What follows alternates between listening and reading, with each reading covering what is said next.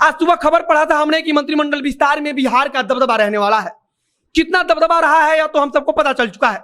बिहार से मात्र 2 मंत्री बनाए जा रहे हैं और सबसे ज्यादा हैरानी की बात है कि जनता दल यूनाइटेड से एकमात्र चेहरा आरसीपी सिंह का है जो अब केंद्रीय मंत्रिमंडल में शामिल होगा।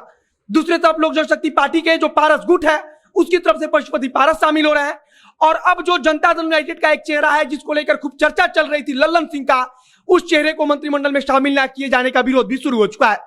आशुतोष कुमार जो राष्ट्रीय जनता पार्टी के अध्यक्ष उन्होंने क्या कुछ लिखा है इसके बारे में हम आगे बताएंगे और आपको बताएंगे कि आखिर अश्विनी चौबे को इस्तीफा दिलवाया गया और बिहार को केंद्रीय मंत्रिमंडल विस्तार से इतना दूर क्यों रखा गया। अब नमस्कार, मेरा नाम है मोहित कुमार सिंह और आप देख रहे हैं जनता जंक्शन। सबसे पहले हम बता देते हैं कि राष्ट्रीय जनता पार्टी के जो आशुतोष कुमार है उन्होंने लल्लन सिंह को लेकर, जो जनता दल यूनाइटेड के सांसद है, लल्लन सिंह को लेकर क्या लिखा है। लल्लन सिंह को लेकर उन्होंने लिखा है कि चंद्रेश्वर चंद्रवंशी, रामनाथ ठाकुर और दिलेश्वर कामत से किस मामले में पीछे हैं लल्लन बाबू। यहां तक कि आरसीपी सिंह के पास भी राजनीति का वो अनुभव नहीं है जो अनुभव लल्लन बाबू के पास है। कमी बस एक ही कमी दिखता है कि ये सवर्ण समाज से आते हैं।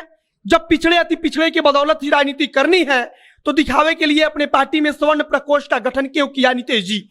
महज इसलिए कि सवर्ण युवा आपके झंडे ढोए, नारे लगाएं, कुर्सी दर्री बिछाएं और मृत शैया पर पड़ी आपकी पार्टी को अपने बौद्धिक और शारीरिक दक्षता के बल पर संजीवनी प्रदान कर पुनर्जीवित कर दे।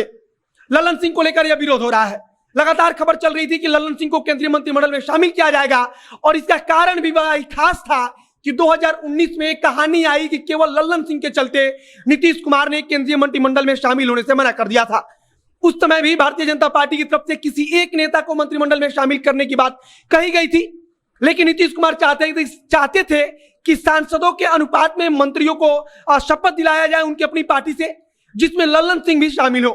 हालांकि उस समय भारतीय जनता पार्टी इसके लिए राजी नहीं हुई। केंद्रीय नेतृत्व जो था भारतीय जनता पार्टी का वो राजी नहीं हुआ, जिसके बाद से नीतीश कुमार ने केंद्रीय मंत्रिमंडल में शामिल होने के अपने फैसले से अपना कदम पीछे खींच लिया।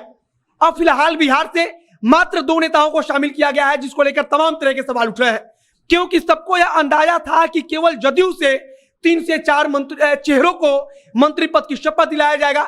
लेकिन हुआ ये कि बिहार से मात्र 2 चेहरे, एक पशुपति पारस का और दूसरा आरसीपी सिंह का शामिल है। तो वहीं जो पहले से मंत्री थे केंद्र में अश्विनी चौबे, इनको इस्तीफा दिलवा दिया गया। अश्विनी चौबे ने अभी तक कुछ ऐसा खुलकर नहीं कहा है कि उन्हें क्यों इस्तीफा दिलाया गया या फिर उनका इस पर क्या राय है। हालांकि कई मंत्रियों को इस्तीफा दिलाया गया जिसमें से अश्विनी चौबे शामिल है। आगे जो कुछ नई जानकारी आएगी उसे हम आप तक पहुंचाते रहेंगे। फिलहाल इस समय की यही जानकारी है कि जदयू से एक और जो पशुपति पारस का गुट है उससे पशुपति पारस को मंत्री बनाया जाना है। कैमरे के पीछे खड़े हैं पीयूष रसिया और मैं मोहित कुमार सिंह। धन्यवाद।